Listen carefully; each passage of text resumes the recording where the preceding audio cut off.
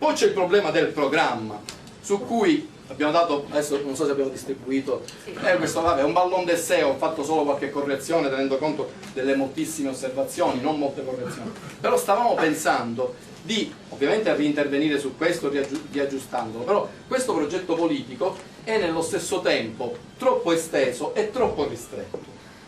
Troppo esteso perché rispetto a questo noi dobbiamo concentrarci sulle priorità che dobbiamo comunicare fuori da questo ambiente ristretto. Cioè io ho visto tante osservazioni bellissime di cui non ho tenuto conto, alcune ci richiamano per esempio ai contenuti della prima parte della Costituzione della Repubblica Italiana, che sono validissimi, che so, la tendenza a rieducare il condannato, i capaci e i meritevoli devono raggiungere i livelli più alti nello studio, la responsabilità penale e personale, però noi non possiamo nel nostro programma ricopiare tutta la prima parte della Costituzione della Repubblica Italiana, possiamo dire che ci ispiriamo a quei valori, nel programma dettagliato, ecco, ci sarà un programma dettagliato che sarà fatto per settori, daremo risposta costruendo dei gruppi alle singole osservazioni, cioè cosa volete fare della scuola? Non basta dire ci mettiamo la storia siciliana, bisognerà dire qualcosa in più, ovviamente, cosa volete fare dell'energia, cosa volete fare delle pensioni, le risposte sono infinite, però noi non possiamo uscire fuori da qui dicendo che vogliamo fare questo, la gente si annoia, dobbiamo dare dei messaggi di rottura su pochi punti importanti e che unifichino, punti su cui non c'è una divisione. Quindi su cose io per esempio ho registrato una polemica, non ne ho partecipato, sulla politica estera, c'è chi è più filo-atlantista, c'è chi è più filo-russo. Signori, non dobbiamo decidere oggi quale sarà la politica estera della Sicilia indipendente. Io ho scritto prudentemente e decideremo in funzione dell'interesse nazionale, mi sembrava un buon compromesso, ma se non volete non scriviamo neanche questo, possiamo anche deciderlo dopo, perché questo ci dividerebbe, perché io non posso andare a convincere il vicino di casa dicendogli, sai, vogliamo essere indipendenti. Perché vogliamo essere indipendenti? Perché domani mattina ci alleiamo con Putin. Pensate che quello viene con noi, cioè dobbiamo essere realistici. Se invece gli diciamo guarda che noi oggi per colpa del colonialismo anziché avere l'IVA al 10% ce l'abbiamo al 22%, noi possiamo fare diminuire il costo della vita, che è una cosa importantissima, io credo che questa cosa lo trovi un pochettino più sensibile. Oppure certamente un problema drammatico come quello degli immigrati dovremo dare una risposta, e quindi nel progetto, nel programma troveremo una soluzione inclusiva che tenga conto di sensibilità diverse, ma ci sono sensibilità diverse, non ci andiamo a fossilizzare su una posizione di principio che spaccherebbe il movimento e non andiamo a presentarci all'elettorato con questa cosa. Noi siamo quelli che bruciamo i nivori, no, non siamo quelli che bruciamo i nivori, non va bene, non è questo il messaggio, non siamo i leghisti della Sicilia. Oppure non siamo quelli come Orlando che dice ognuno quando si può porre la cittadinanza dove vuole, purché sia solo in Sicilia, perché poi se me ne vado a Londra la cittadinanza a Londra non me la fanno prendere e mi rispediscono a casa. Ci vorrà una posizione di equilibrio, ma non è questo quello che noi dobbiamo comunicare ai siciliani, anche perché non è questo il problema della Sicilia.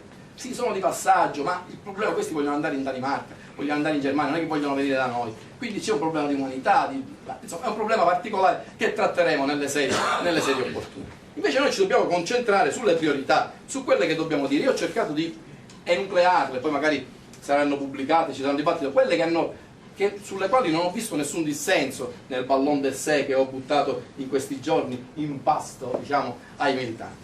E allora, innanzitutto può sembrare una banalità, ne ho trovati 8 punti, però poi possono diventare 10, 9, 7, eccetera, eccetera. Non mi allargherei più di tanto, a scendere ci andrei, a salire no, perché dobbiamo dare un messaggio forte e i primi 2 o 3 sono i più importanti, gli altri 5 così così, gli altri sono programmi di dettaglio e poi si vedrà. Innanzitutto proprio la questione dell'indipendenza, fare capire che la nostra forza è una forza che, partendo dallo statuto che c'è, che forse solo in presenza di una forza indipendentista comincerà ad essere rispettato, chieda all'Italia forme di rappresentanza confederale sempre più ampie fino all'indipendenza. Ma quando e quanto? Ma dipenderà dalla nostra forza. Certamente, vi faccio varie ipotesi di scuola, se noi fossimo un partito del 10% e ci chiedessero l'appoggio esterno per appoggiare un governo regionale, noi non è che gli possiamo dire o facciamo l'indipendenza o non vi diamo l'appoggio esterno. No, potremmo cominciare a dire cose pesanti, vogliamo riparlare di alta corte, vogliamo riparlare di regionalizzazione,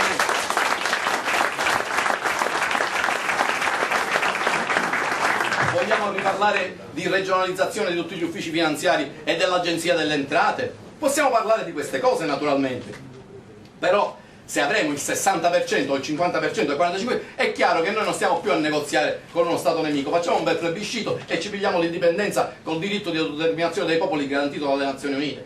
Cioè noi chiederemo quello che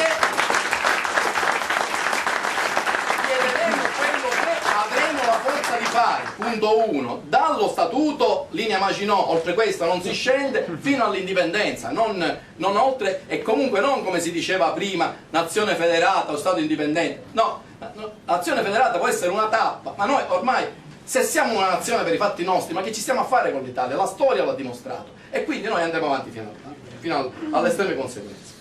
Ovviamente ci sono gli strumenti della sovranità che ci dobbiamo prendere subito. Parlavo dell'Agenzia delle Entrate, questa cosa noi ce la dobbiamo, la polizia, noi queste cose, il sistema informatico. Guardate che io sono stato per qualche anno revisore di Sicilia e Servizi, e finalmente ora in Groia, infatti non l'ho criticato, perché quando si fa ogni 1000 volte una cosa giusta, non è giusto criticare le persone, ha riportato il sistema informativo della Sicilia dalla Val d'Aosta a Palermo, ma non è ancora sicuro al 100%, è ancora nelle mani dei privati. Ma voi pensate che si possa diventare indipendenti con il software gestito da una società privata italiana che quando gli gira fa click e nasciuta tutte cose? Questa è una cosa pazzesca. Noi dobbiamo avere una vera indipendenza negli strumenti di uno Stato. Noi dobbiamo essere uno Stato, e anche prima di diventare uno Stato indipendente ci dobbiamo prendere questi strumenti, perché con l'Agenzia delle Entrate e con la Polizia ci possono fare le sanzioni europee, la Corte Costituzionale ci può dire che abbiamo sbagliato, ma i carri armati non ce li mandano, state tranquilli.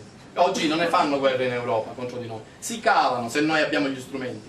Forse dovremmo anche fare subito una modifica dello statuto per avere una magistratura siciliana, quello che i padri statutari dimenticarono, perché purtroppo la magistratura italiana, Corte dei Conti, Corte di Cassazione, Consiglio di Giustizia Amministrativa, fa sempre e sistematicamente gli interessi dello Stato italiano.